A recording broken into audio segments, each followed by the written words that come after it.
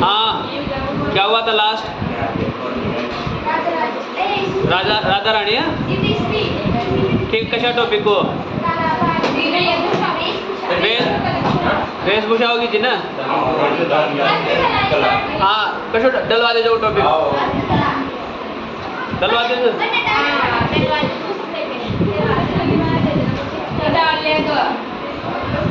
देखो राजस्थान की कौन से स्थान की कौन सी कला? हाँ हस्त कला, हैंड क्राफ्ट यानी हाथ से जो वस्तुएं बनाई जाती है, जो राजस्थान के साथ साथ अन्य जो राज्य है वहाँ पर भी क्या है अपने फेमस है, यानी हाथ से। अरे रुक जाओ, हेडिंग तो शायद डाले जाने हेडिंग ही याद करने हो हेडिंग तो शायद डालेगा भाई, हेडिंग याद करे जो मैं पूरा टॉपिक याद हो गया। तो समझो हाथ से किसी भी वस्तु को बनाना क्या कहलाया? हस्तकला कहलाता है। अब राजस्थान में ज़्यादा नहीं पढ़ेंगे अपन, 100-150 हस्तकलाएँ पढ़ेंगे, ज़्यादा कोई ना। उसमें भी क्या है अलग अलग डिवाइडेशन है, जैसे कौन सी चीज़ कहाँ की प्रसिद्ध है, कौन सा कार्य कहाँ का प्रसिद्ध है, पानी की बोतला कहाँ की प्रसिद्ध है, समझ गए, जूतियाँ कहाँ की प्रसिद्ध है। इसके अलावा अरे जूतियाँ कह रहे हो जो पैरों में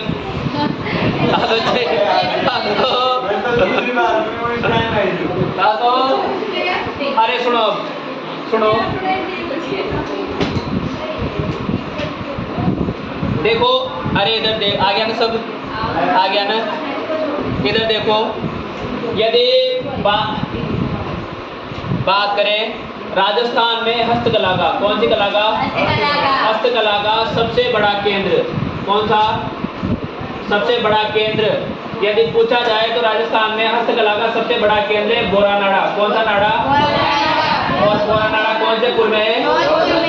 जोधपुर में। यदि पूछा जाए राजस्थान में हस्तकला का सबसे बड़ा केंद्र कौन सा है, कहाँ पर है? तो बोरानाड़ा जोधपुर में। लेकिन राजस्थान में हस्तकला का कौन सी कला का? हस्तकला का तीर्थ यदि पूछ लिया जाए राजस्थान में हस्तकला का तीर्थ किसे कहते हैं, तो वो कहते हैं अपने जयपुर को। कौन से पुर को? जयपुर को।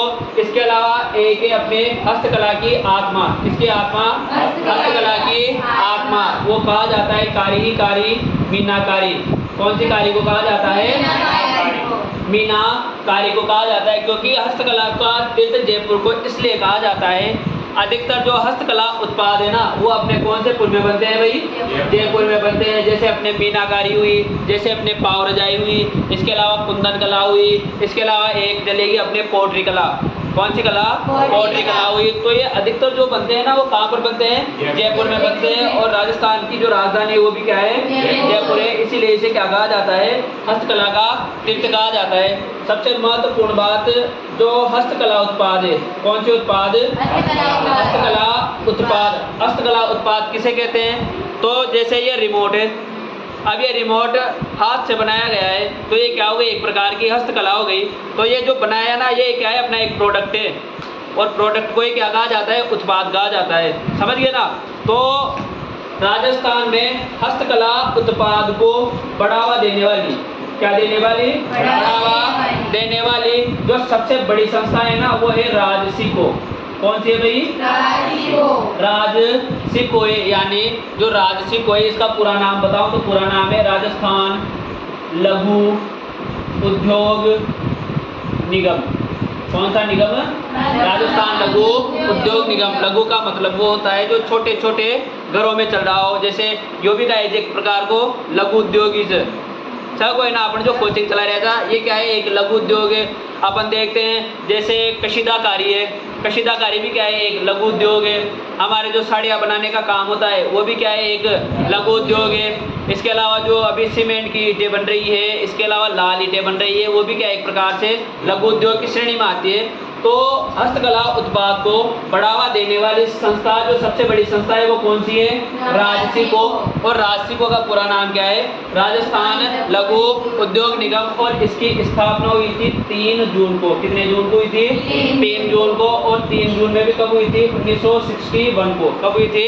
1961 को, यानी 3 जून 1961 को राजसिकों की स्थापना हुई। और राजसिकों का पूरा नाम है राजस्थान लघु उद्योग निगम। और ये क्या करते हैं? राजस्थानी हस्तकला उत्पाद को क्या देती है?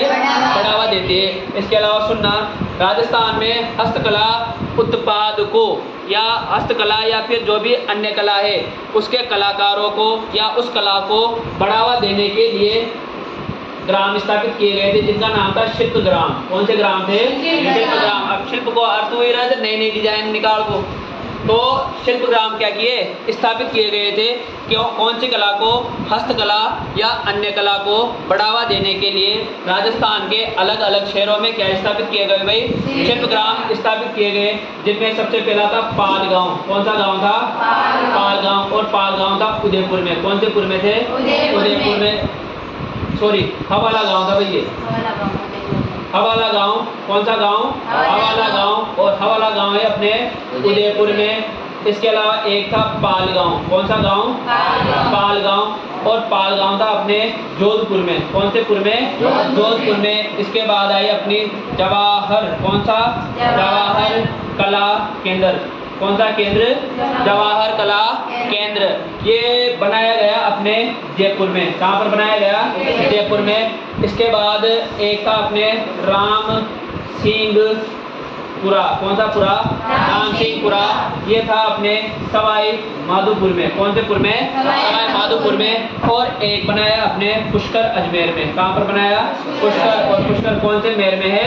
अजमेर में। तो राजस्थान में हस्तकला या अन्य कलाओं को बढ़ावा देने के लिए क्या कौन से ग्राम स्थापित किए गए थे? शिल्प ग्राम स्थापित किए गए थे। जैसे हवाला गांव कौन से पुर में? उदयपुर में। पाल गांव जोधपुर में। जवाहर कला केंद्र जयपुर में। राम सिंहपुरा सवाई माधोपुर में। और पुष्कर अजमेर में। तो ये क्या है? हस्तकला से संबंधित छोटी सी जानकारी है। इसको पहले लिखेंगे, फिर उसके बाद आगे चर्चा करेंगे। एक एक हस्तकला को पढ़ेंगे, एक एक प्रोडक्ट को पढ़ेंगे। हेडिंग डालो राजस्थान की।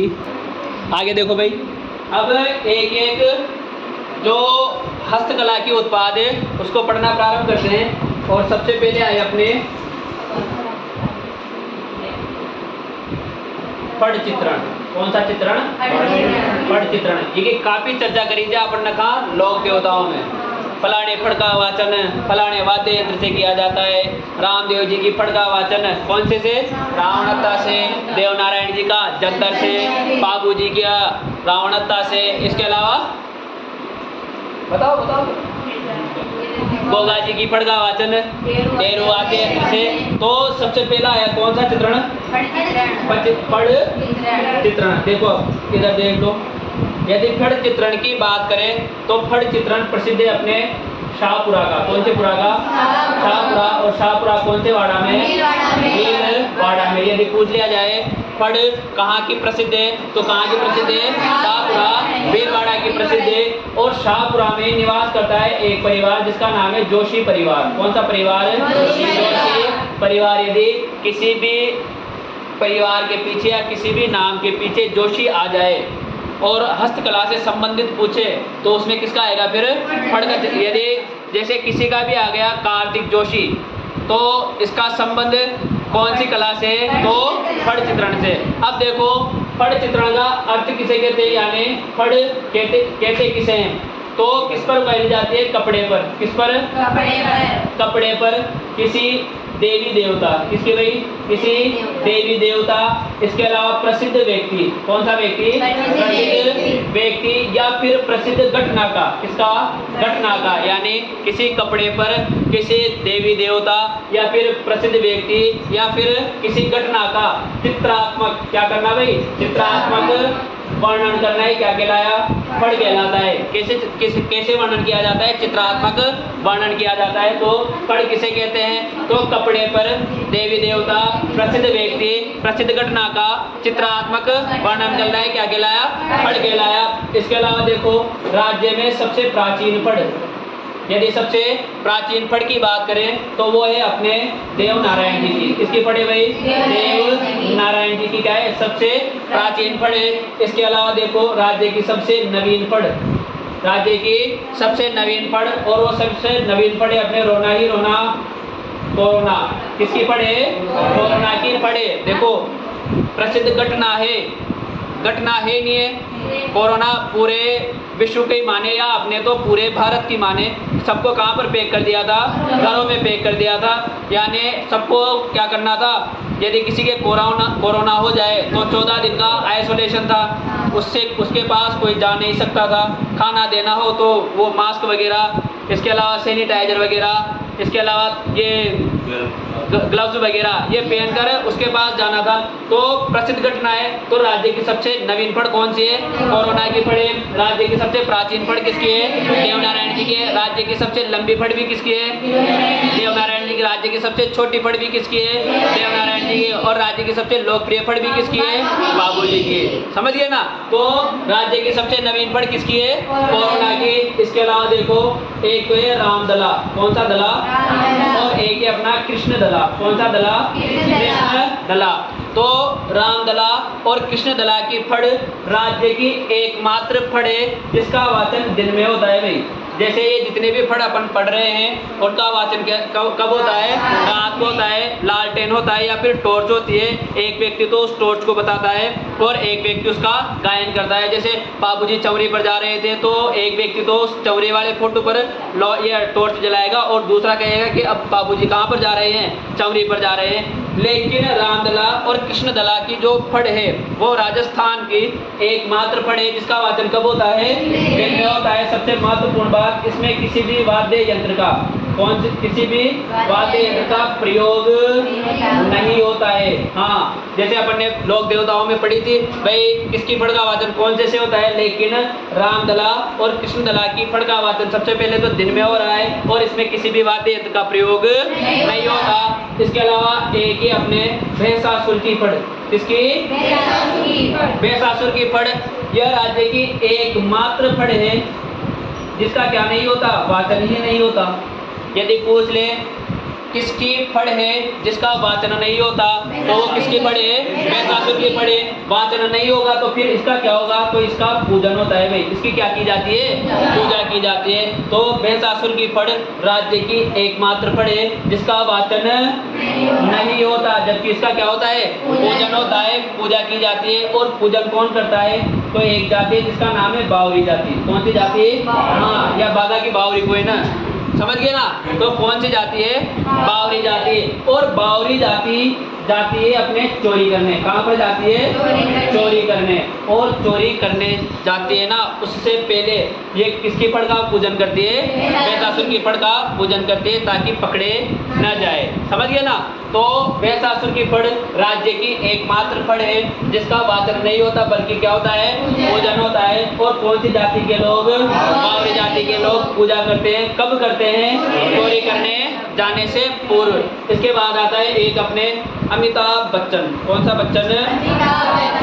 अमिताभ बच्चन।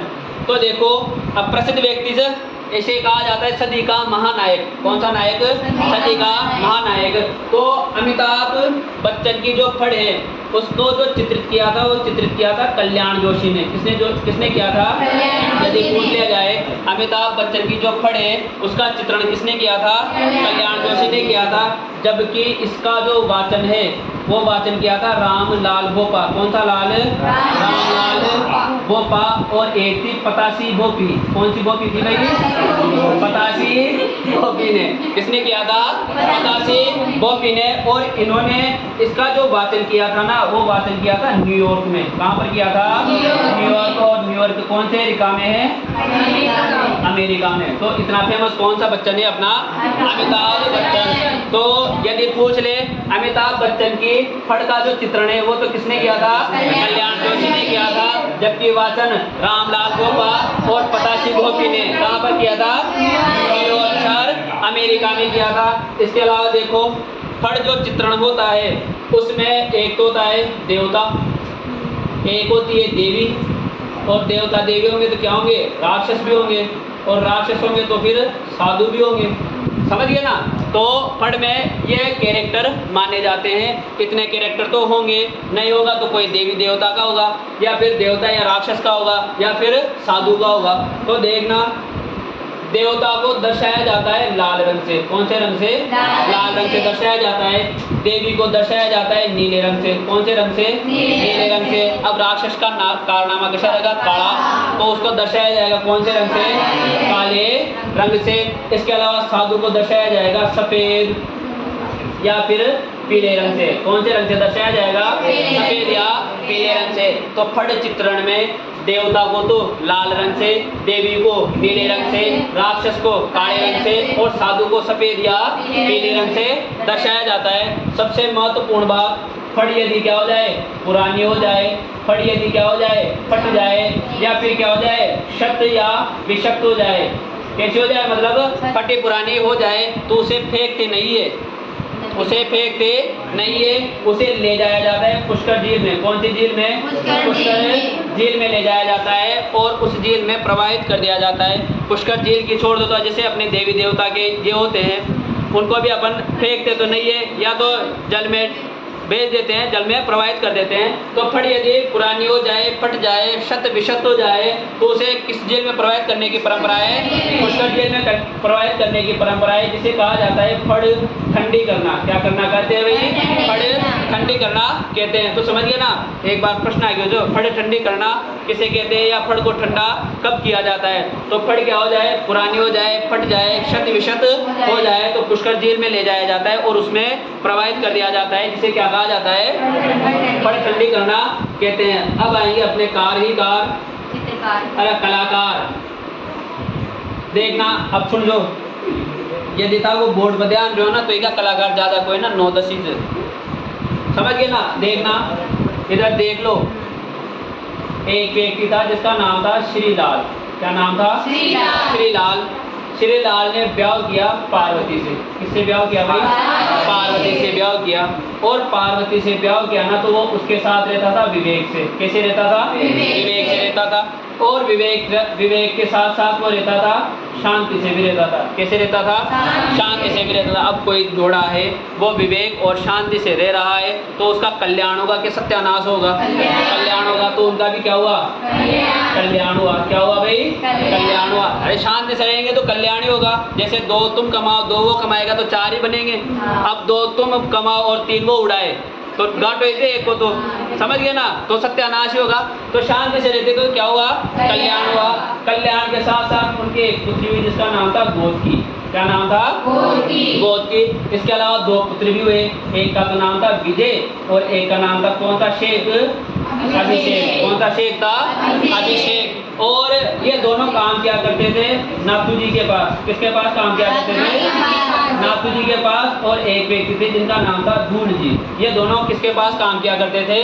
नाथू जी और धूल जी के पास काम किया करते थे। किसके पास? धूल जी और नाथू जी के पास काम किया करते थे। अब टाइम न लगाओ बेटा, जोशी लगा दो। बताओ व्यक्ति कौन था? ब्याह किससे किया? पार्वती से। कैसे रहा?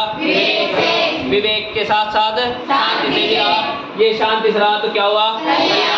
कल्याण हुआ। तो एक पुत्री हुई गोदकी और 2 कितने हुए? पुत्र हुए। एक तो था विजय और एक था अभिषेक। अभिषेक को याद रखा लीजिए भाई, वो कलाकार की कुछ फट चित्रण को समझ गया। इसके बाद काम किसके पास करते थे? नाथू जी और भोज जी के पास।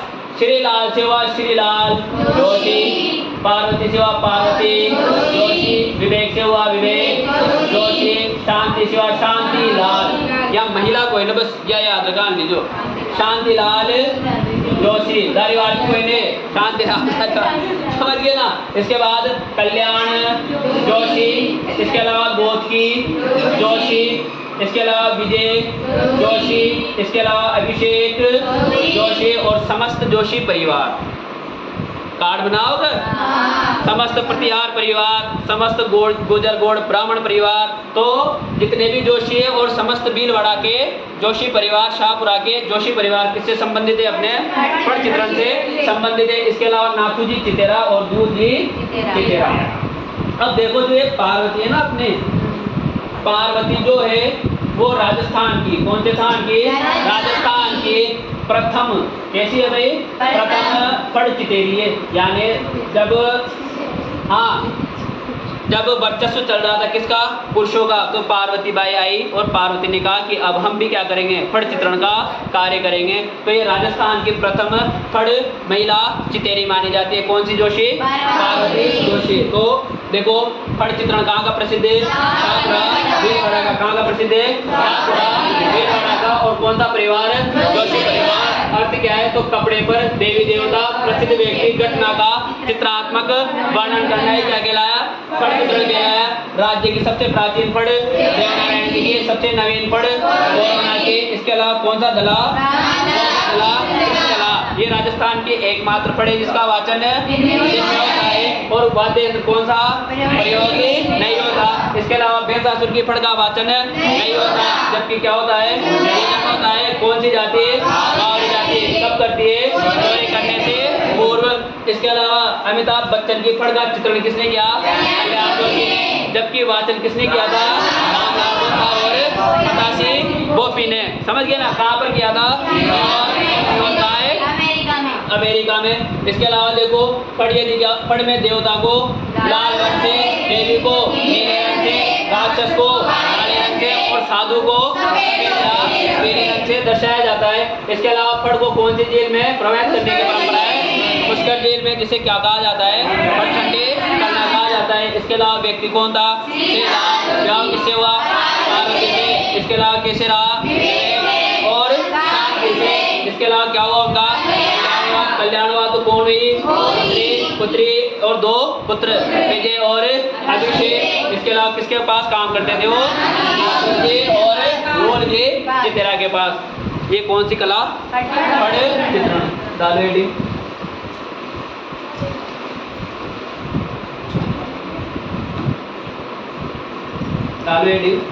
फड़ चित्रण, फड़ चित्रण। हाँ,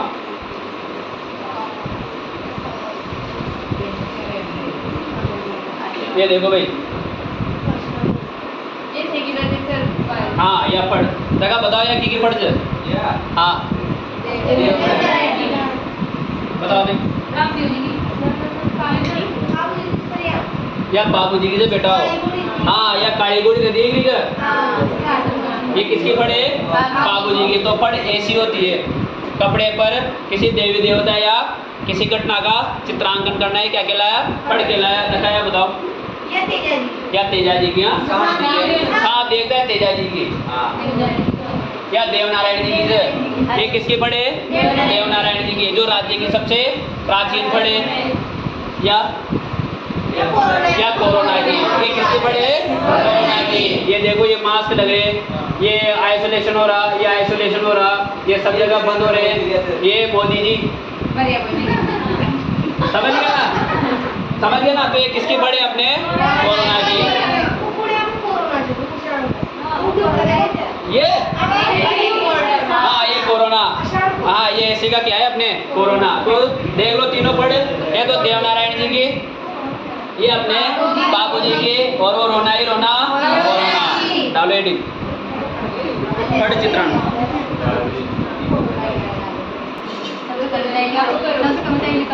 अगला देखो, अरे देखो भाई, अगली आई अपने वेरी वेरी इंपॉर्टेंट, पोट्री कला। कौन सी कला, पोट्री कला। देखो, यदि मैं बात करूं पोट्री कला, जो पोट्री कला है ना, वो है मूलतः ईरान की। कहाँ की है भाई, ईरान की। अरे ईरान की नहीं है, ये है भाई पर्शिया की। कहाँ की है, नहीं पर्शिया की भी नहीं है, ये है फारस की। कहाँ की है, फारस की। कहाँ की है भाई, रस ही रस फारस की, यानी ईरान को ही पर्शिया कहा जाता है, ईरान को ही ये फारस कहा जाता है। तो जो पोट्री कला है वो मूलतः कहाँ की है, ईरान, पर्शिया या फारस की है। अब ईरान से इसे लेकर आया था अकबर। कौन लेकर आया था, अकबर। अकबर लेकर आया था इसे अपने लाहौर। कहाँ पर लेकर आया था, लाहौर लेकर आया। अब लाहौर लेकर आया तो ये अपने राजस्थान में भी आनी चाहिए, तभी तो अपन पढ़ रहे हैं। तो लाहौर से इसे लेकर आया गया था पुरीपुर जयपुर में। कहाँ पर लाया गया था? जयपुर में लाया गया था। और जयपुर में लाए थे मानसिंह प्रथम। कौन लाए थे भाई? मानसिंह प्रथम। तो देखो पोट्री कला मूलतः कहाँ की है? ईरान की। ईरान से अकबर कहाँ लेकर आया? लाहौर लेकर आया। और लाहौर से जयपुर कौन लेकर आया? मानसिंह प्रथम। लेकिन इसका राजस्थान में जो सर्वाधिक विकास है ना, वो सर्वाधिक विकास हुआ था राम सिंह द्वितीय के समय। किसके समय हुआ था? राम सिंह सेकंड के समय। यानी मानसिंह तो कहाँ पर लेकर आ गया था? अजमेर, ये जयपुर लेकर आ गया था। धीरे धीरे चलती रही। लेकिन इसका जो सर्वाधिक विकास हुआ ना, वो किसके समय हुआ था? राम सिंह द्वितीय के समय हुआ। अब सुनना, पोट्री कहते किसे हैं? समस्या तो है जब पोट्री कहते किसे हैं। अब पोट्री में भी अलग अलग प्रकार आएंगे। ब्लू पोट्री, ब्लैक पोट्री, कागजी पोट्री, सुनहरी पोट्री, इसके अलावा कागजी या डबल कट पोट्री। तो देखो पोट्री कहते किसे हैं? तो चीनी मिट्टी। कौन सी मिट्टी? चीनी मिट्टी के जो बर्तन होते हैं ना, उन बर्तनों पर क्या करना? चित्रकारी करना। क्या करना? चित्रकारी करना। तो चीनी मिट्टी के बर्तनों पर चित्रकारी करना क्या कहलाया? अपना पोट्री कहलाया। क्या कहलाया? पोट्री कहलाया। अब यहाँ से आई अपनी एक ब्लू पोट्री। कौन सी पोट्री? Blue pottery. देखो ब्लू पोट्री कहाँ की प्रसिद्ध है? तो सांगानेर। कौन सा नेर?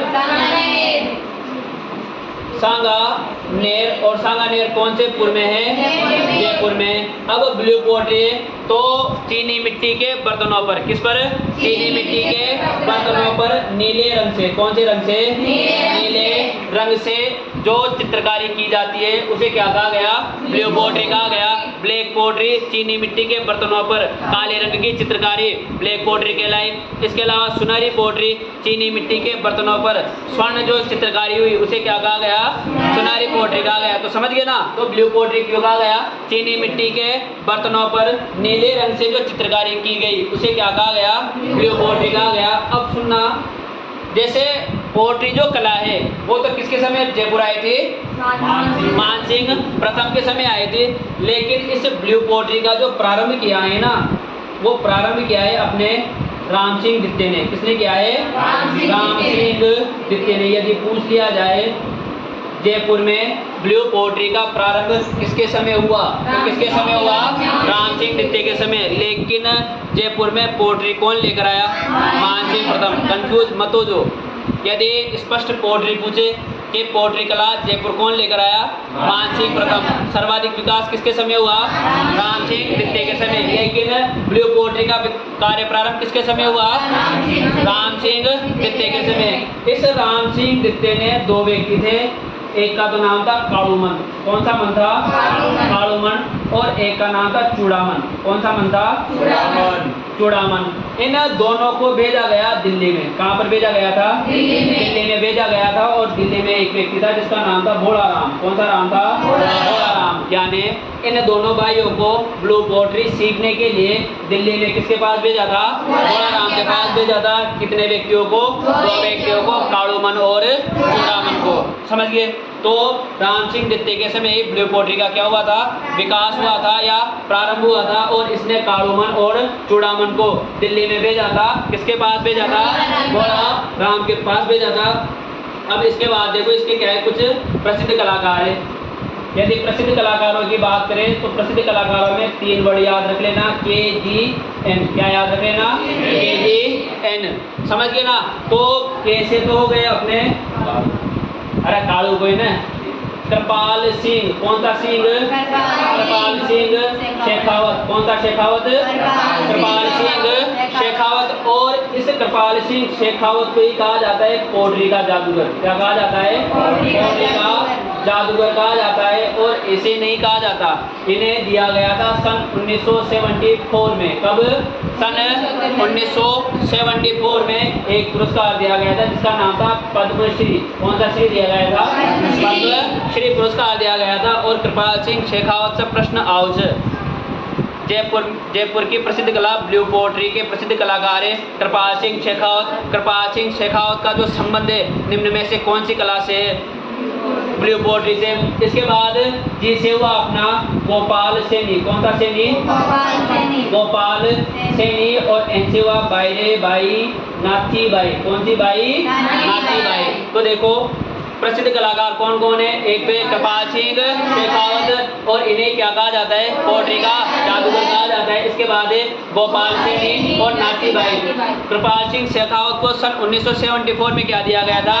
पद्मश्री दिया गया था। इसके बाद देखो एक ही अपने ब्लैक पोट्री। कौन सी पोट्री? Black pottery. ये प्रसिद्ध है अपने कोटा की। कहाँ की प्रसिद्ध है? और कोटा के साथ ये प्रसिद्ध है अपने सवाई माधोपुर की। कहाँ की प्रसिद्ध है? सवाई माधोपुर की। इसके बाद है अपने सुनहरी पोट्री। कौन सी पोट्री? सुनहरी पोट्री। ये प्रसिद्ध है अपने नेर ही नेर बीकानेर। कौन से नेर की? बीकानेर की। और इसके प्रसिद्ध कलाकार है रेड लोयन भाटी। कौन है भाई? रेड लोयन भाटी, लाल सिंह भाटी। और लाल सिंह भाटी थे ना, वो रहने वाले थे अपने कौन से पुर के? जोधपुर के। कहाँ के रहने वाले थे? जोधपुर के रहने वाले थे। बीकानेर की प्रसिद्ध चीज को मतलब बीकानेर मतलब लगा दीजिए यदि आ जाओ तो। हाल है तो पूछो न क्यों, लेकिन फिर भी आ जाओ उनको अतिरिक्त ध्यान रखना जो भाई लाल सिंह भाटी कहाँ के रहने वाले थे? जोधपुर के रहने वाले थे। और लाल सिंह भाटी जो थे ना, वो गेंडे की खाल पर, किसके खाल पर? हाँ, गेंडे की खाल पर चित्रकारी के लिए क्या थे? प्रसिद्ध थे। समझ गए ना? इसके अलावा एक ही अपने सफेद या व्हाइट पोट्री। कौन सी पोट्री? सफेद या व्हाइट पोट्री। और ये प्रसिद्ध है अपने पोखरण। कौन सा करण? पोखरण। कौन से मेर में है? जैसलमेर में। और इसे 2018 में, कब? 2018 में GI टैग दिया गया था। GI टैग का मतलब होता है जियोग्राफिकल इंडिकेशन टैग, यानी ये जो आएगी सफेद पोट्री, इस पर टैग लगा होगा कि ये कहाँ पर बनी हुई है? पोखरण जैसलमेर में बनी हुई है। जबकि जो ब्लू पोट्री है ना, उस ब्लू पोट्री को 2017 में, कब? 2017 में GI टैग दिया गया था। इसके अलावा देखो एक कागजी पोट्री। कौन सी? कागजी पोट्री। और इसे ही कहा जाता है डबल कट। कौन सा कट? Double cut pottery.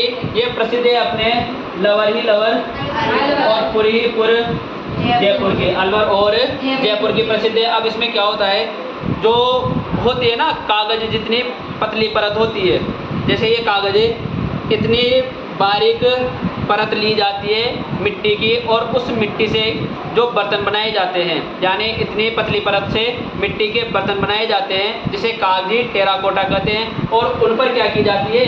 चित्रकारी की जाती है। भाई क्या की जाती है? चित्रकारी की जाती है। इसलिए इसे डबल कट पोट्री या कागजी पोट्री कहा गया। सबसे महत्वपूर्ण बात, यह राज्य की सबसे सजावटी, कैसी है भाई? सजावटी, सबसे कलात्मक। कौन सी? कलात्मक। और सबसे क्या है? महंगी पोट्री है।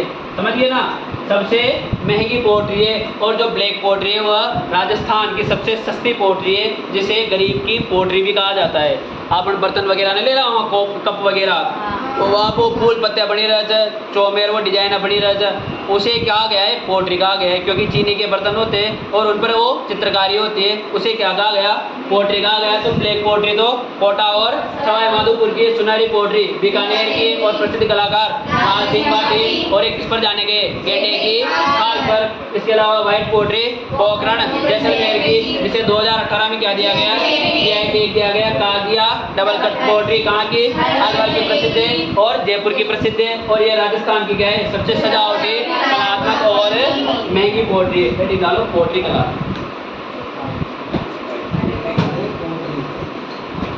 पोट्री कला। कौन सी कला? पोट्री कला। लिखो यह मूलतः